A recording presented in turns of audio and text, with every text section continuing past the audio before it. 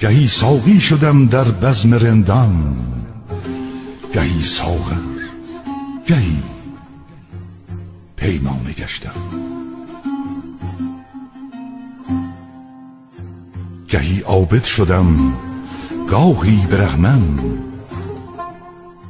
گهی مسجد، گهی بتخانه گشتم.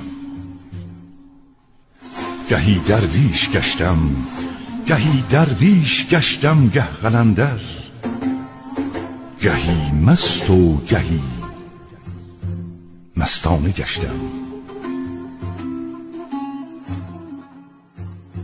گهی وحشی شدم، گهی وحشی شدم در کوهساران،